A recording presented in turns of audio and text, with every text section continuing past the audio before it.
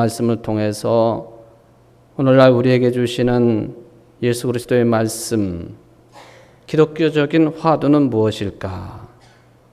한번 깊이 생각을 하며 설교 준비를 하게 되었습니다. 예수님께서 오늘 여러분들에게 던져주시는 화두는 무엇일까요? 찾고 답을 얻고 그리고 삶으로 살기 위한 힘을 하늘로부터 얻는 복된 시간 되시기를 주의 이름으로 축원을 드립니다. 오늘 말씀을 다시 한번 있는 그대로를 한번 살펴보려고 합니다. 예수님께서 활동하시던 시대는 1세기경입니다. 그때 이스라엘은 로마 제국의 통치하에 있었습니다. 유대 사람들이 자기네 땅에서 농사를 지으면서 땅 소유주로 생활을 했던 그 생활이 크게 변화가 되었습니다. 유대인들이 자기네 땅을 로마 사람들에게 빼앗기고 소작인으로 전락한 농민들이 많게 되었습니다. 당연히 땅을 가진 사람들에 대한 원래 땅 주인이었던 유대인들의 불평은 높을 수밖에 없습니다. 오늘 비유에 나오는 것처럼 소작료를 거부하는 사태도 일어났었을 것입니다. 심지어는 소작료를 받으러 오는 사람들은 죽이는 일, 이것도 심심치 않게 있었을 것으로 판단이 되어집니다. 바로 이러한 양자 간의 갈등이 오늘 예수님의 비유에 큰 흐름이 되겠습니다. 마태복음에 따르면 포도원 주인이 소작료를 받기 위해서 여러 종들을 2차례에 걸쳐서 보냈습니다. 그랬더니만 포도원에서 일하고 있던 일꾼들이 주인이 보낸 종들을 때리고 쳐서 죽였습니다. 마가복음에도 누가복음에도 똑같은 주제를 가지고 다른 표현을 사용해서 이 부분들을 언급을 했습니다. 심지어는 위경이라고 불리우는 도마복음에도 이 내용들이 기록이 되어 있습니다. 그러므로 이 말씀은 역사적인 의미로 예수님께서 듣고 있는 자들에게 던지신 말씀인 것이 분명합니다. 예수님의 말씀은 언제나 그 시대의 시대적이고 역사적인 배경을 깔고 있다고 하는 것, 그걸 알고 예수님의 비유 말씀을 해석해야만이 좀 더 진리에 가깝게 접근할 수 있다고 하는 것은 상식입니다. 그러한 시대적이고 역사적인 배경을 가지고 오늘 마태복음 본문을 접근을 하다가 보면 주인이 소작인들에게 보낸 이 종들은 누구를 가리키는 것이냐? 그는 일반적으로 하나님께서 구약 시대를 통해서 유대인들에게 보냈던 예언자들을 가리킨다라고 하는 답이 나오게 되어 있습니다. 바로 하나님께서 보낸 주인이 보낸 종으로서 하나님의 종들로서 예언자들을 유대 민족에게 보냈지만 유대인들은 저들을 잡아서 때렸고 또 머리를 때리며 모욕을 했고 심지어는 죽이기까지 했다. 이게 이제 이 시대적인 역사적인 배경을 가지고 해석할 수 있는 내용이 되겠습니다. 이런 부분에 대해서 마태복음은 이런 내용을 23장 34절 이하에 남겨놓았습니다. 그러므로 내가 예언자들과 지혜 있는 자들과 율법학자들을 너희에게 보낸다.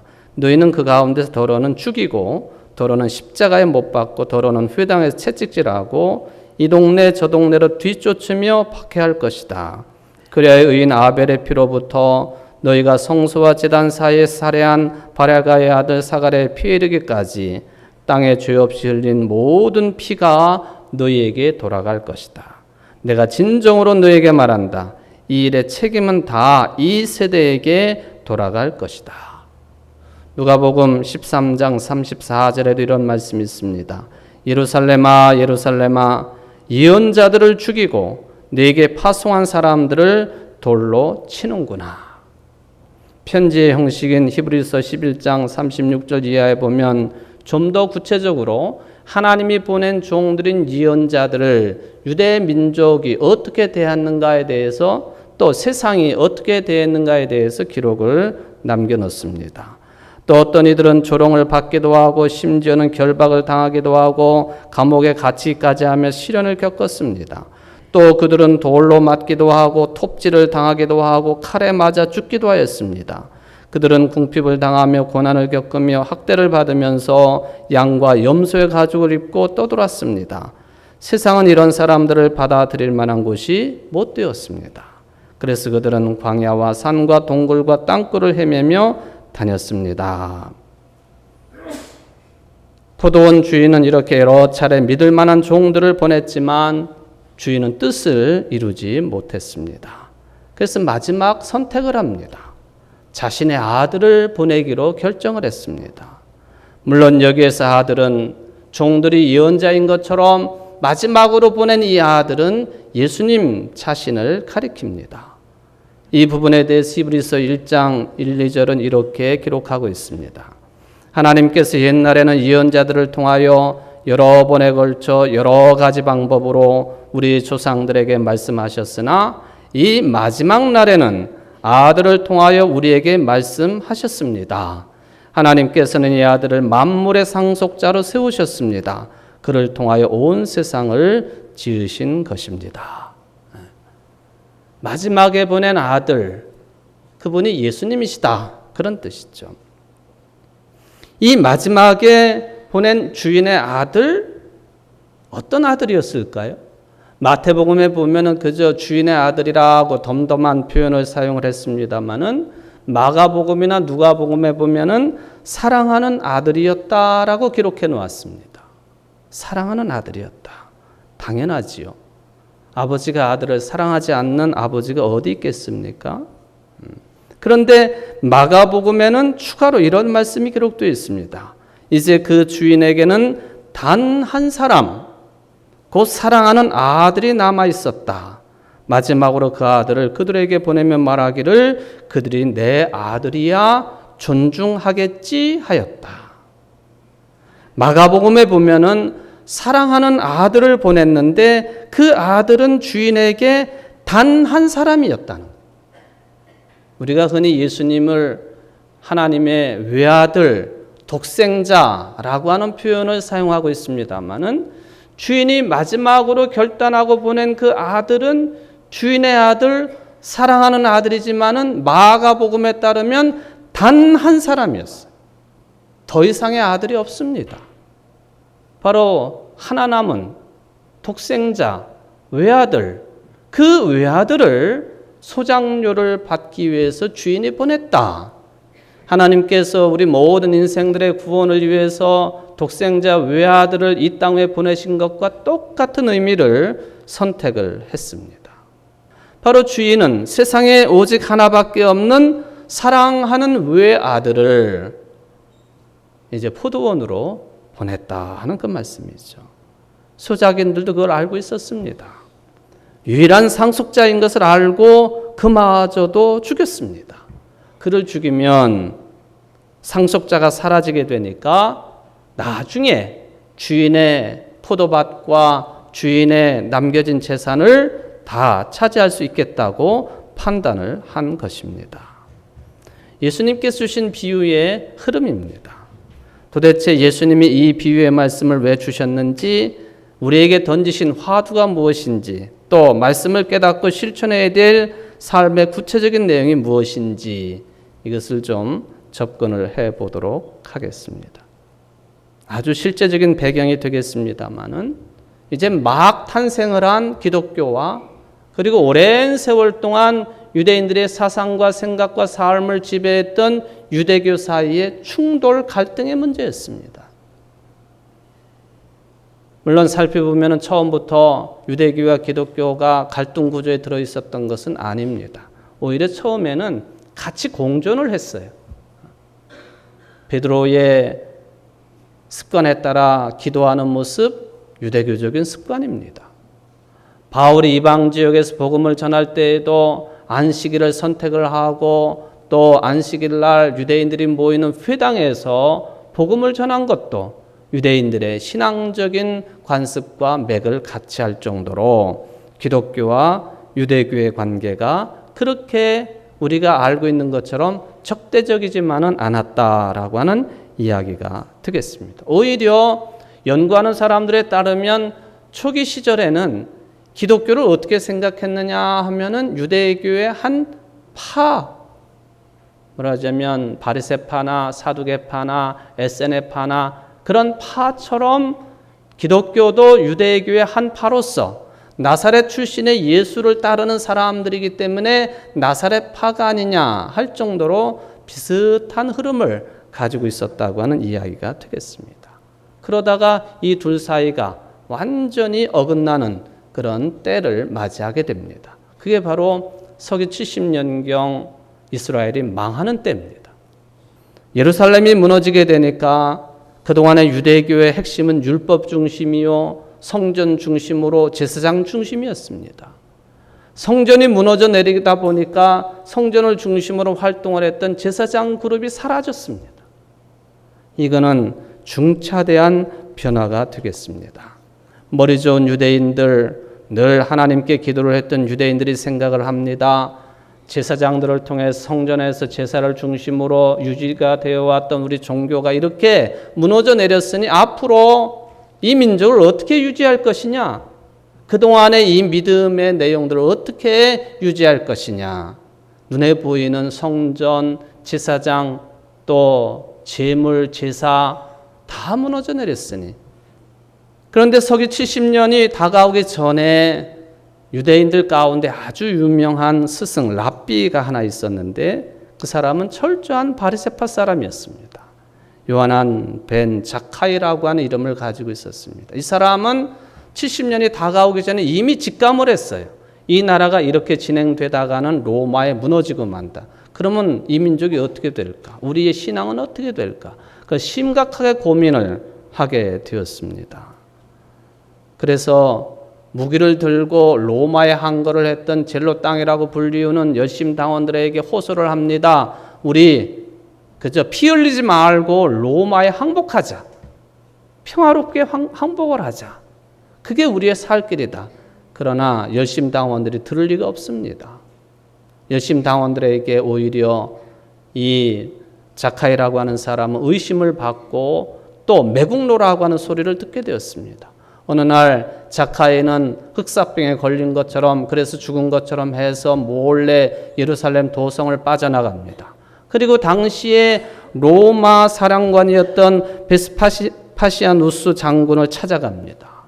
찾아가서 말을 하기를 당신이 내가 보니까 앞으로 로마의 황제가 될 뿐입니다. 이런 얘기 듣고 좋지 않을 사람이 어디 있겠어요? 지금은 황제가 아니지만 당신이 황제가 될 것입니다. 만약에 당신이 황제가 되면은 우리 민족을 도우시되 예루살렘 근처에 조그마한 지역을 허락해 주시고 그 지역에 율법 학교를 토라 학교를 세울 수 있도록 허락해 주십시오. 그 말을 듣고 이 베스파시아누스가 허락을 합니다. 자기가 황제가 되면 그렇게 해주기로 약속을 합니다. 그 해에 로마의 황제 네로가 자살을 합니다. 그리고는 어찌어찌 하다가 이 자카이와 약속을 한 그 장군이 황제가 되었습니다. 황제가 되어서 후임 사령관인 예루살렘을 침공을 했던 티투스죠. 그게 자기 아들인데 티투스에게 명령을 내립니다. 네가 예루살렘을 점령을 하거들랑 이 사람을 찾고 그리고 그가 원하는 대로 해주어라. 그래서 예루살렘 가까운 텔아비브, 지금의 텔아비브 남동쪽 20km 지점에 위치하고 있는 야브네라고 하는 마을에다가 율법 학교 세우는 것을 티투스가 허락을 했습니다. 이전까지는 유대 공동체 일부로 인정되었던 기독교 공동체를 이단으로 규정하고 요한복음 9장 22절에 있는 말씀처럼 예수를 그리스도라고 고백하는 사람은 누구든지 회당에서 내쫓기로 유대 사람들이 이미 결의해 놓은 그 흔적이 서기 90년의 얌리의 회의라고 야브네 회의라고 우리가 생각을 해볼 수가 있겠습니다. 나면서부터 눈먼 사람을 고쳐주신 그 이야기 가운데 바로 이 내용이 언급되어 있는 거예요. 유대인들이 누구든지 예수를 그리스도로 시인하는 사람들은 출교시키기로 결의를 했다고 하는 그런 내용이 되겠습니다. 기독교의 합법성을 부인을 합니다. 더 이상 교회와 회당 간의 관계가 이어질 수 없다고 하는 그런 선언입니다. 유대교와 기독교는 분리될 수 없는 전혀 다른 생각을 가진 같은 종교의 형제가 될 수가 없었습니다. 이렇게 되니까 초대교회가 난처했어요. 특히 유대인들 중심의 예루살렘 교회가 크게 난처했습니다. 유대인들의 요구를 받아들이자니 기독교 정신이 사라지는 것이고, 저들의 요구를 거부하자니 정치적인 생명이 끊어지게 되어 있고 불이익을 받게 됩니다. 고심 끝에 예루살렘 교회를 중심으로 한 유대인 중심의 기독교 공동체는 저들의 요구를 받아들입니다. 그래서 예수를 그리스도로 믿고 구원을 받지만 동시에 율법도 지켜야 되고 할례도 받아야 된다. 이게 초대교회의 흔적입니다. 사도행전 15장에 보면 그런 흔적이 나와 있지 않습니까? 예루살렘 공회라고 불리우는 그때의 교회들의 지도자들이 모여가지고 회의를 시작을 했습니다. 그 자리에 심각한 대립이 있었는데 유대인이었다가 기독교로 개종한 사람들이 떠들어댑니다. 이방인이었다가 그리스도인 된 사람들도 저 사람들 율법을 모르니까 율법을 가르쳐야 되고, 저 사람들 당연히 할례를 받지 않은 사람들이니까 율법에 따라서 할례를 시켜야 됩니다. 이어서 이방인들 중심의 선교 활동을 폈던 바나바와 바울이 설명을 합니다. 저들이 말하기를 우리가 주 예수의 은혜로 구원을 얻고 그들도, 즉 이방인들도 마찬가지로 주 예수의 은혜로 구원 얻었다고 우리는 믿습니다. 당신들이 말하는 것처럼 율법을 지켜야 되고 할례를 받아야만이 구원을 받는 것이 아니라 오로지 예수를 그리스도로 믿는 그 은혜 때문에 구원받는다고 하는 것을 우리는 믿습니다. 이 갈등이 깊어지니까 당시 예루살렘 교회의 최고의 지도자였던 예수님의 형제라고 알려지는 야고보가 중재를 합니다. 자, 이렇게 싸울 것이 아니라 이방 지역 그리스도인들에게 편지를 보냅시다. 내 판단으로는 하나님께로 돌아오는 이방 사람들을 괴롭히지 말고 다만 그들에게 편지를 보내서 우상에게 바친 더러운 음식과 음행과 목매어 죽인 것과 피를 멀리하라고 하는 것이 좋겠습니다.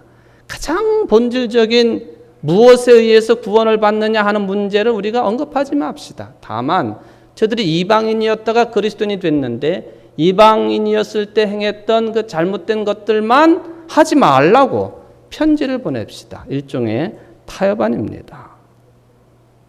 여러분, 놀랍게도 유대교의 요구를 따라서 유대 기독교는 유대교의 아류로 떨어져서 그렇게 존재하려고 했지만 역사에서 사라지고 말았습니다. 이것을 거부한 이방인 중심의 기독교는 역사에 살아남아 있습니다. 바로 그 이방 기독교가 오늘날 여러분들 신앙의 뿌리입니다. 여러분들도 이방인 출신이기 때문에 그렇습니다. 바로 오늘 설교의 본문이 이방인 기독교가 유대교로부터 독립할 수밖에 없었던 신앙적인 이유를 비유 방식으로 예수님이 말씀한 내용이 되겠습니다. 그 핵심은 마지막 보냄을 받은 하나밖에 없는 사랑하는 아들에 있습니다. 도대체 기독교가 유대교와 하나가 될 수 없는 근본적인 이유가 뭐냐? 아들에 있습니다. 그 아들이 예수 그리스도 아닙니까? 유대교는 철저하게 이 예수님을 선지자 정도밖에는 인정하지 않습니다. 그리스도로 받아들이질 않습니다. 그게 근본적인 차이입니다. 여러분, 왜 우리가 하나님을 섬겨야 되고 유일하신 그리스도를 예수로 믿어야 되는가? 왜 그렇게 돼야 되는지 뚜렷한 이유를 알고 계십니까? 여러분, 다른 종교와 우리 기독교가 무엇이 다른지 잘 파악하고 고백하고 있습니까? 아니면은 교회에 출석하고 있지만 예수를 믿는다고는 하지만 내가 섬기고 있는 이 종교나 다른 종교, 그게 다 그렇고 그런 것이고 그저 나는 기독교를 선택했기 때문에 예배를 드리는 것이고 뭐 이렇게 하는 것이다 라고 생각하는 것은 아닙니까? 종교다원론에 대해서는 어떤 생각을 가지고 계십니까? 무슨 차이가 있습니까? 차이가 있다면 가장 근본적인 차이는 무엇입니까? 여러분, 그 근본적인 차이 때문에 여러분들이 구원받은 사람들이라고 하는 신앙 고백을 철저하게 해야 됩니다. 바로 근본적인 차이가 정확하고도 명확하게 예수 그리스도와 직결되어 있습니다. 유대교가 하나님 나라를 오늘 본문처럼 빼앗긴 이유가 뭡니까? 예수님을 하나님의 아들이요 그리스도로 믿지 않았기 때문에 하나님 나라를 빼앗긴 거예요. 그 열매를 얻지 못한 것입니다. 예수 그리스도를 믿지 않는다는 것은 하나님 나라를 받아들이지 않는다는 뜻이요, 하나님 나라를 받아들이지 않는 사람은 하나님 나라의 열매를 맺지 못한 사람들이죠. 놀랍게도 이방 기독교인들은 그 진리 가운데 거했습니다. 핍박 가운데도 톱에 켜지고 기름물에 튀겨지고 십자가에 달려 죽는 한이 있어도 이 핵심을 잃지 않는 복음의 내용을 유지했기 때문에 오늘날까지 2000년 동안 기독교는 그 생명력을 가지게 되었습니다. 예수님에 관해서도 부활입니다. 죽은 분으로 예수님을 받아들이는 것이 아니라 예수님은 죽으셨다가 3일 만에 살아나셨다고 하는 죽음의 세력에 사로잡혀 있는 자신들의 생명의 근원이라고 하는 절대적인 체험을 가졌기 때문에 이방 기독교인들은 합류하지 아니하고 결별을 했지만 역사를 이어오는 생명력 있는 신앙인들이 되었다 하는 것입니다. 그게 바로 부활신앙입니다. 부활신앙은 우리 기독교가 가지고 있는 유일한 신앙입니다. 왜 여러분들이 이슬람교나 불교나 기타 무슨 인도의 그런 종교나 이런 종교에 몸담지 아니하고 굳이 기독교에 몸을 담고 있는, 그래서 교회 생활을 하고 신앙 생활을 이루어 갑니까? 예수님 때문에 그래요. 예수님의 부활 때문에 그렇습니다. 초대교인이 그랬던 것처럼 예수 그리스도를 통하여, 예수 그리스도의 부활의 생명을 통하여 온전한 생명력을 우리들이 체험했기 때문에 이 신앙이 가능하다는 거예요. 이게 바로 하나님의 나라의 열매입니다. 믿음이라고 표현할 수도 있고 하나님의 나라의 열매예요. 예수님께서는 그 자신을 하나님의 나라로 말씀하십니다. 회개하라, 천국이 가까이 왔다. 회개에 합당한 열매를 맺으라고 하는 세례자 요한의 그 예수님의 오심을 준비하는 그 내용에 따라서 예수님은 말씀하십니다. 회개하라, 천국이 가까이 왔다. 회개하라, 내가 가까이 왔다. 회개하라, 내가 그리스도이니 나를 믿는 자들은 하나님의 나라를 맞이하는 것이요, 얻는 것이요, 영생을 얻는 것이니 회개하라, 천국이 가까이 왔다. 그게 바로 예수님의 공생의 첫 음성이었던 것을 우리는 기억을 합니다. 여러분, 예수님만이 하나님의 나라입니다. 예수님만이 하나님의 통치고 궁극적인 생명 그 자체라고 하는 것을 기억하고 믿으시고 살아가는 여러분들 되시기를 바랍니다. 바로 그것이 하늘나라의 열매입니다. 오늘 예수님께서 말씀하신 대로 유대교는 그거를 얻지 못하고 기독교는 그것을 얻었다. 네, 기독교가 생명의 종교라고 하는 그런 의미가 되겠습니다. 빛과 소금 되어서 세상 사람들로 하여금 하나님의 영광을 드러내게 하는 것이 그러므로 우리들의 사명이 된 것을 고백하고 이 고백대로 살아가기로 다짐하는 청주 제1교회 성도들 되시기를 주의 이름으로 축원을 드립니다.